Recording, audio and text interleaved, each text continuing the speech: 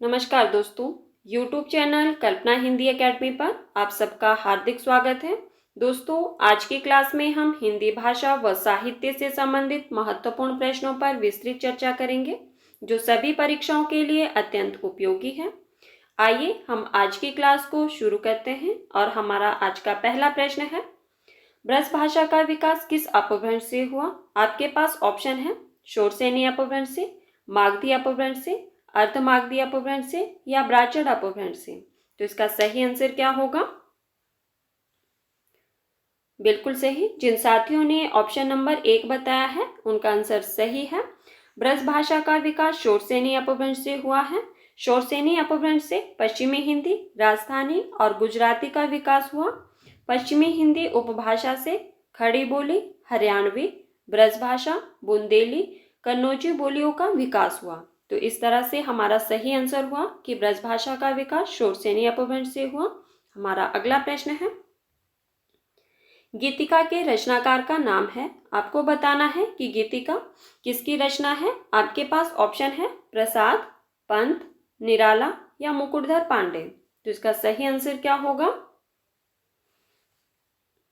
बिल्कुल सही। जिन साथियों ने ऑप्शन नंबर 3 बताया है उनका आंसर सही है। गीतिका के रचनाकार का नाम सूर्यकांत त्रिपाठी निराला है और निराला जी की अन्य रचनाएं हैं अनामिका, परिमल, तुलसीदास, जूही की कली, अधिवास, पंचवटी प्रसंग, भिक्षुक, विधवा, राम की शक्ति पूजा आदि हैं। ठीक है। हमारा अगला प्रश्न है, निम्नलिखित वाक्यों में क्रिया विशेषण कौन सा है? आपको बताना है कि इनमें से क्रिया विशेषण वाक्य कौन सा है। आपके पास ऑप्शन है मैं कल नहीं जाऊंगा, यह फूल सुंदर है, लड़का रोते रोते घर पहुंचा, आज शाम को मत आना। तो इसका सही आंसर क्या होगा? क्रिया विशेषण वाक्य बताना है आपको। बिल्कुल सही। जिन साथियों ने ऑप्शन नंबर 3 बताया है उनका आंसर सही है। लड़का रोते रोते घर पहुंचा, यह एक क्रिया विशेषण है। ठीक है। हमारा अगला प्रश्न है, शिवराज भूषण में कितने अलंकारों का निरूपण हुआ है? आपके पास ऑप्शन है 15, 51, 99 या 105। तो इसका सही आंसर क्या होगा? शिवराज भूषण में कितने अलंकारों का निरूपण हुआ है? बिल्कुल सही। जिन साथियों ने ऑप्शन नंबर 4 बताया है उनका आंसर सही है। शिवराज भूषण में 105 अलंकारों का निरूपण हुआ है। हमारा अगला प्रश्न है, निम्न में से कौन सा सात्विक अनुभाव नहीं है? आपको बताना है कि इनमें से कौन सा सात्विक अनुभाव नहीं है। आपके पास ऑप्शन है रोमांच, कंप, विषाद या प्रलय। तो इसका सही आंसर क्या होगा? और साथ में आपने ये भी बताना है कि सात्विक अनुभाव कितने होते हैं। बताइए इसका सही आंसर क्या होगा? बिल्कुल सही। सात्विक अनुभाव की संख्या कितनी है? तो 8 होते हैं।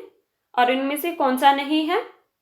बिल्कुल सही। जिन साथियों ने ऑप्शन नंबर 3 बताया है उनका आंसर सही है। विषाद जो है वो सात्विक अनुभव नहीं है। आश्रय के शरीर से बिना किसी बाहरी प्रयत्न के स्वतः उत्पन्न होने वाली चेष्टाएं सात्विक अनुभव कहलाती हैं। सात्विक अनुभव 8 है। कौन कौन से होते हैं? रोमांस, कंप, प्रलय, स्तंभ, श्वेत, स्वरभंग, वैवर्ण्य और अश्रुपात। ठीक है। आपको इन 8 के नाम भी याद करने हैं। सात्विक अनुभाव कितने होते हैं? 8 होते हैं। हमारा अगला प्रश्न है, वीणा पाणी में समास है। आपको बताना है कि वीणा पाणी में कौन सा समास है। आपके पास ऑप्शन है कर्मधारय, तत्पुरुष, बहुव्रीहि या द्विगु। तो इसका सही आंसर क्या होगा? बताइए वीणा पाणी में कौन सा समास है? बिल्कुल सही। जिन साथियों ने ऑप्शन नंबर 3 बताया है उनका आंसर सही है। वीणा पाणी में बहुव्रीहि समास है। बहुव्रीहि समास जिस समास में किसी अन्य पद की प्रधानता हो वह बहुव्रीहि समास कहलाता है। जैसे वीणा पाणी, वीणा है जिसके, पाणी, पाणी मतलब हाथ में अर्थात सरस्वती। हमारा अगला प्रश्न है, निम्नलिखित में पुल्लिंग शब्द कौन सा है? आपको बताना है कि इनमें से पुल्लिंग शब्द कौन सा है। आपके पास ऑप्शन है मजा, सजा, कजा या रजा। तो इसका सही आंसर क्या होगा? पुल्लिंग शब्द का चयन करना है आपको।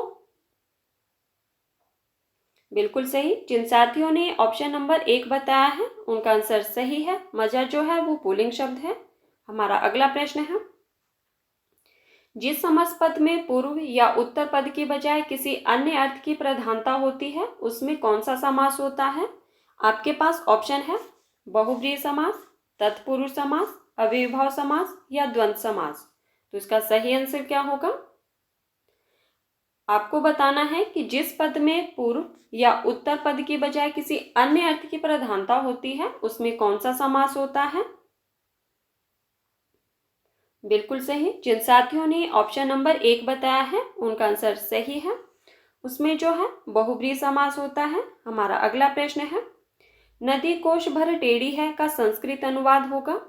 आपको इसका संस्कृत में अनुवाद करना है कि नदी कोश भर टेढ़ी है, तो कौन सा सही होगा? आपके पास ऑप्शन है नदी क्रोशेणे कुटिला, नदी क्रोशाय कुटिला, नदी क्रोशम कुटिला या नदी क्रोशात कुटिला।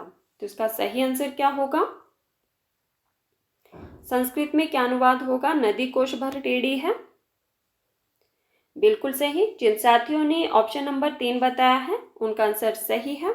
नदी क्रोशम कुटिला जो है वो इसका संस्कृत अनुवाद होगा। हमारा अगला प्रश्न है, आंखों का सपना यात्रावृत्त के लेखक हैं। आपको बताना है कि आंखों का सपना एक यात्रावृत्त है, इसके लेखक कौन है? आपके पास ऑप्शन है मरुधर मृदुल, हरिसुमन विष्ट, सीतेश आलोक या वल्लभ डोभाल। तो इसका सही आंसर क्या होगा? बताइए। आंखों का सपना एक यात्रा वृतांत है, इसके लेखक का नाम बताना है आपको। बिल्कुल सही। जिन साथियों ने ऑप्शन नंबर 1 बताया है उनका आंसर सही है। आंखों का सपना यात्रा वृतांत के लेखक मरुधर मृदुल है। इनकी अन्य रचनाएं हैं शब्दों का घूंघट, आहट, आसपास, खुली आंखों का सपना, यात्रा के बहाने, तुष्टीकरण का सच, शब्दों की न्यायिका, न्यायिक परिक्रमा और अधिवक्ता का आत्मवृत्त आदि उनकी अन्य रचनाएं हैं। ठीक है। हमारा अगला प्रश्न है, निम्नांकित में महाकाव्य के लक्षणों के विषय में एक कथन असत्य है। आपको बताना है कि महाकाव्य के लक्षणों के विषय में कौन सा कथन असत्य है। आपके पास ऑप्शन है इसमें सभी नाटक संध्या होती है। ऑप्शन नंबर 2 में है इसमें सभी रस प्रधान रस के रूप में होते हैं। ऑप्शन नंबर 3 में है यह सर्गों में विभक्त होता है। और ऑप्शन नंबर 4 में है कि इसके आरंभ में देवादि को नमस्कार, आशीर्वाद या वस्तु निर्देश होता है। तो इसका सही आंसर क्या होगा? असत्य कथन का चयन करना है आपको। बिल्कुल सही। जिन साथियों ने ऑप्शन नंबर 2 बताया है उनका आंसर सही है। ठीक है। महाकाव्य में सभी रस प्रधान नहीं होते। श्रृंगार, वीर, शांत एवं करुण रस में से कोई एक रस अंगी रूप में और अन्य रस अंग रूप में रहते हैं। हमारा अगला प्रश्न है, वध स्थल में छलांग किस लेखक की कहानी है। आपको बताना है कि वध स्थल से छलांग किस लेखक की कहानी है। आपके पास ऑप्शन है ऋषिकेश सुलभ, प्रदीप जायसवाल, सत्यकेतु विद्यालंकार या डॉक्टर धर्मवीर। तो इसका सही आंसर क्या होगा? ये आपके पास कहानी का नाम दिया गया है वध स्थल से छलांग। इसके कहानीकार कौन है? बिल्कुल सही। जिन साथियों ने ऑप्शन नंबर 1 बताया है उनका आंसर सही है। वध स्थल से छलांग कहानी जो है वो ऋषिकेश सुलभ की है। इनकी अन्य रचनाएं हैं वसंत के हथियार, तूती की आवाज, बंदा है काल और पत्थरकट इनकी अन्य कहानी संग्रह है। अमली, बटोही और धरती आबा उनके मौलिक नाटक और शूद्रक रचित मृच्छकटिकम की पुनर्रचना, माटी गाड़ी और फणेश्वर नाथ रेणु के उपन्यास का नाट्यांतर मेला आंचल प्रकाशित है। ठीक है। हमारा अगला प्रश्न है, युष्मत शब्द के चतुर्थी विभक्त एक वचन के रूप है। आपके पास ऑप्शन है तुभ्यम तथा तव, तुभ्यम तथा ते, तुभ्यम तथा तौ, तव्या तथा तवाम। तो इसका सही आंसर क्या होगा? युष्मत शब्द के चतुर्थी विभक्ति का एक वचन के रूप में बताना है आपको। विभक्ति एक वचन के रूप में है, तो इसका सही आंसर क्या होगा? बिल्कुल सही। जिन साथियों ने ऑप्शन नंबर 2 बताया है उनका आंसर सही है। तुभ्यम तथा ते जो है इसका सही आंसर होगा। हमारा अगला प्रश्न है, सभी स्वर होते हैं। आपको बताना है कि स्वर कैसे होते हैं। आपके पास ऑप्शन है दीर्घ, अघोष, महाप्राण या अल्पप्राण। तो इसका सही आंसर क्या होगा? बिल्कुल सही। जिन साथियों ने ऑप्शन नंबर 4 बताया है उनका आंसर सही है। सभी स्वर जो है वो अल्पप्राण होते हैं। हमारा अगला प्रश्न है, पद्मावत का बंगला अनुवाद किसने किया था? आपको बताना है कि पद्मावत का बंगला अनुवाद किसने किया था। आपके पास ऑप्शन है मगन ठाकुर, आलो उजाला, नसूरुद्दीन हुसैन या शुजा उदौला। तो इसका सही आंसर क्या होगा? बताइए, पद्मावत का बंगला अनुवाद किसने किया था? बिल्कुल सही। जिन साथियों ने ऑप्शन नंबर 2 बताया है उनका आंसर सही है। पद्मावत का बंगला अनुवाद जो किया था वो किसने किया था? आलो उजाला ने किया था। हमारा अगला प्रश्न है, निम्न में से कौन सा सुमिलित नहीं है? आपके पास ऑप्शन है प्रभा खेतान, अपने अपने चेहरे, नासिर शर्मा, ठिकरी की मंगनी, सूर्यबाला, अग्निपंखी, मृदुला गर्ग, एक जमीन अपनी। तो इसका सही आंसर क्या होगा? आपको बताना है कि कौन सा सुमिलित नहीं है। इसका सही आंसर बताना है आपको। बताइए। प्रभा खेतान की रचना है अपने अपने पिंजरे, ये तो सही है। नासिरा शर्मा, ठिकरे की मंगनी, ये भी सही है। सूर्यबाला, अग्निपंखी, यह भी सही है। मृदुला गर्ग, एक जमीन अपनी, यह गलत है। ठीक है, तो इसका हमारा सही आंसर होगा ऑप्शन नंबर 4। एक जमीन अपनी उपन्यास किसका है? तो चित्रा मुदगल का है। और इनके अन्य उपन्यास कौन कौन से हैं वो भी हम देख लेते हैं। इनके अन्य उपन्यास है आवा, गिल्ली गुड्डू, एक जमीन अपनी और post box number 203, Nala Sopara आदि उनके अन्य उपन्यास हैं। इस हमाम में चेहरे, लपटे आदि अनादि 3 खंडों में है। जगदम्बा बाबू गांव आ रहे हैं, भूख, जहर, ठहरा हुआ, लाक्षागृह, अपनी वापसी, जिनावर, मामला आगे बढ़ेगा अभी, ठीक है, केंचुल आदि चित्रा मुदगल की कहानियां हैं। ये इनके कुछ उपन्यास और कुछ कहानियां दी गई हैं। हमारा अगला प्रश्न है, हिंदी के विकास के संबंध में निम्नांकित कथनों में एक असत्य है। आपको बताना है कि इनमें से कौन सा कथन असत्य है। आपके पास ऑप्शन है हिंदी का विकास संयोगात्मक भाषा के रूप में हुआ, हिंदी का विकास लगभग 1000 ईस्वी से माना जाता है, हिंदी अपभ्रंश के बाद की भाषा है, हिंदी एक वियोगात्मक भाषा है। तो इसका सही आंसर क्या होगा? आपको असत्य कथन का चयन करना है। बताइए। साथियों, जिन्होंने अभी तक वीडियो को लाइक नहीं किया है प्लीज़ वीडियो को लाइक कर देना, और जिन्होंने अभी तक चैनल को सब्सक्राइब नहीं किया है, जो पहली बार चैनल पर आए हैं, वो चैनल को भी सब्सक्राइब कर देना और वीडियो को ज़्यादा से ज़्यादा शेयर कर देना। बताइए, इसमें से कौन सा कथन असत्य है? बिल्कुल सही। जिन साथियों ने ऑप्शन नंबर 1 बताया है उनका आंसर सही है। हिंदी का विकास वियोगात्मक भाषा के रूप में हुआ है, ना कि संयोगात्मक। ठीक है। हमारा अगला प्रश्न है, लिपि के विकास का क्रमिक सोपान है।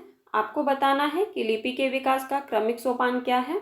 आपके पास है ऑप्शन नंबर 1 में सूत्रलिपि, चित्रलिपि, प्रतीकात्मक लिपि, भावमूलक लिपि। ऑप्शन नंबर 2 में है भावमूलक लिपि, सूत्रलिपि, चित्रलिपि, प्रतीकात्मक लिपि।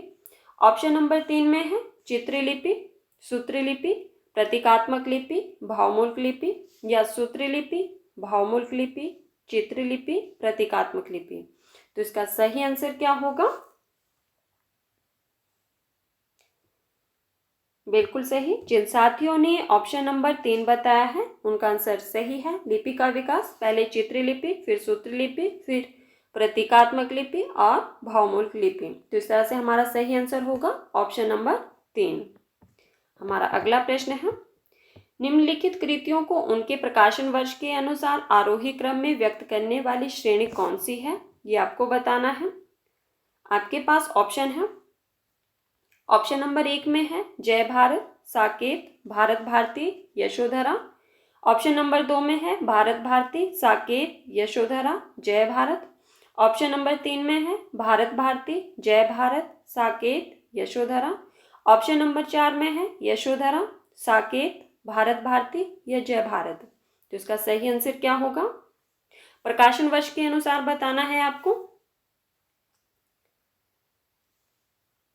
बताइए, ये सारी रचनाएं मैथिली शरण गुप्त की हैं। बिल्कुल सही। जिन साथियों ने ऑप्शन नंबर 2 बताया है उनका आंसर सही है। साथ में आपको अब इनके प्रकाशन वर्ष भी बताना है। प्रकाशन वर्ष के अनुसार आरोही क्रम में देखते हैं तो भारत भारती का रचनाकाल क्या है? 1912, साकेत 1931, यशोधरा 1932 और जय भारत 1952 की रचना है। ठीक है, किसकी है ये? मैथिली शरण गुप्त की। हमारा अगला प्रश्न है, वे दिन वे लोग शीर्षक संस्मरणात्मक रचना के लेखक कौन है?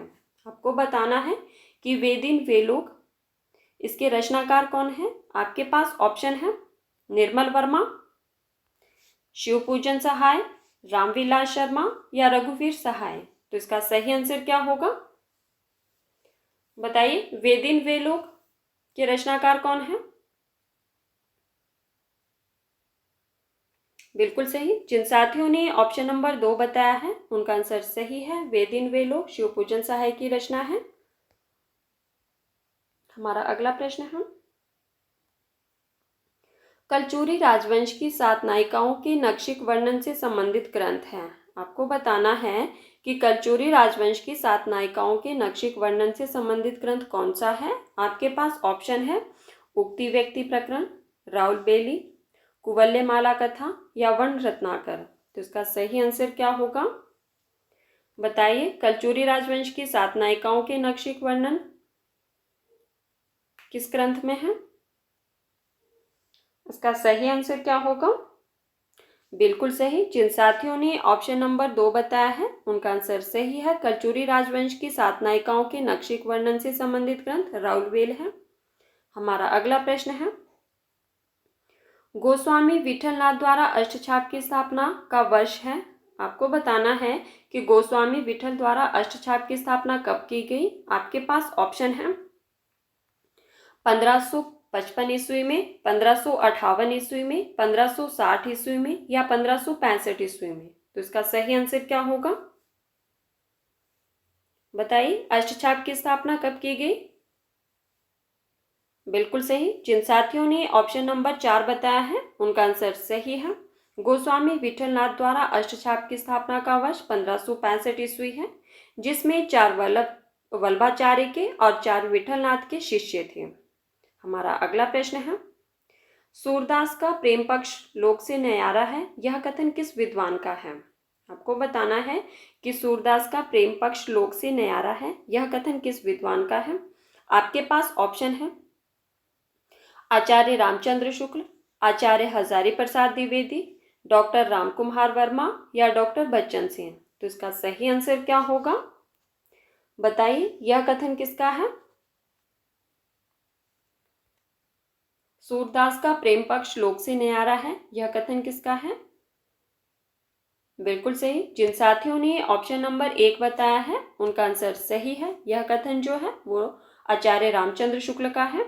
हमारा अगला प्रश्न है, गुरु नानक देव की माता का नाम था।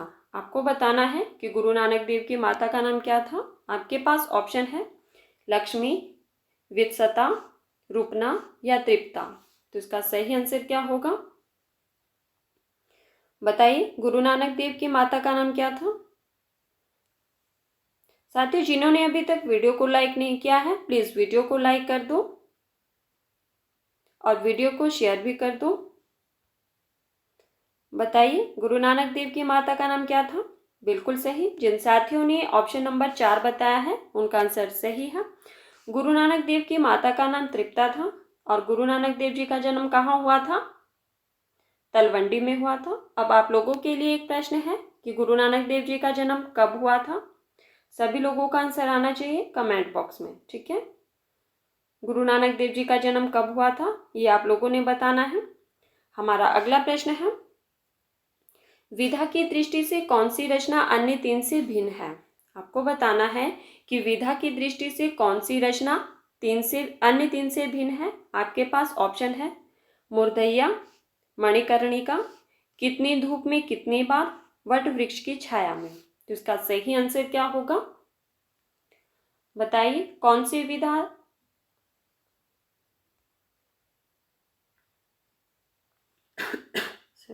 कौन सी रचना अन्य 3 विधा से अलग है। बिल्कुल सही, जिन साथियों ने ऑप्शन नंबर 4 बताया है उनका आंसर सही है। मधुरिया और मणिकर्णिका जो है वो तुलसीराम की तथा कितनी धूप में कितनी बार महीप सिंह की आत्मकथा है। ठीक है, ये तीनों क्या है, आत्मकथा है। जबकि वट वृक्ष की छाया में अमृतलाल नागर की जीवनी है, जो कि ठीक है, ये जीवनी विधा की रचना है वट वृक्ष की छाया में, और ये तीनों बाकी जो है वो आत्मकथाएं हैं। तो साथियों, ये थे आज के हमारे कुछ महत्वपूर्ण प्रश्न जिन पर हमने चर्चा की। अगर आपको वीडियो पसंद आई हो तो प्लीज़ वीडियो को लाइक कर देना और अपने साथियों तक शेयर भी कर देना। धन्यवाद, मिलते हैं अगली क्लास में।